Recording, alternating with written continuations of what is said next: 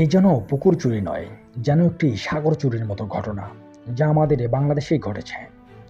সম্প্রতি ঘটে যাওয়া দুর্নীতি বিষয়ক আলোচনার মধ্যে সবচেয়ে বেশি সমালোচনার ঝড় ওঠে পিকে হালদারকে নিয়ে। কে এই পিকে হালদার? ফুল নেম প্রশান্ত কুমার ওরফে পিকে হালদার। ফিরোজপুরের একটি স্কুল থেকে মাধ্যমিক শেষ করে শহরে আসে পড়াশোনার জন্য পিকে হালদার। জানা যায় খুব একজন ভালো স্টুডেন্ট ছিল পিকে হালদার, কিন্তু তার দুর্নীতি ছিল সুবিশাল অট্টালিকার মতো, যা ধরাছোঁয়ার বাহিরে। পড়াশোনা শেষে পিকে হালদার বিভিন্ন ব্যাংকে জব করা শুরু করে এবং নিজের অভিজ্ঞতাকে কাজে লাগিয়ে পদোন্নতি পেয়ে নিজেকে উচ্চপদস্থ কর্মকর্তায় তৈরি করে নেয় পিকে হালদার।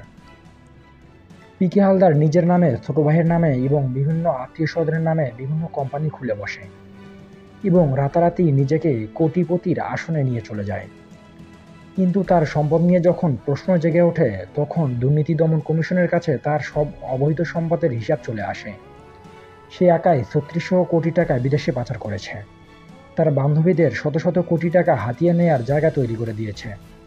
বান্ধবীদের নিয়ে ৬০ বারেরও বেশি বিদেশে ভ্রমণ করেছে এবং বান্ধবীদের নিজের ওয়াইফের মতো ব্যবহার করেছে পিকে হালদার।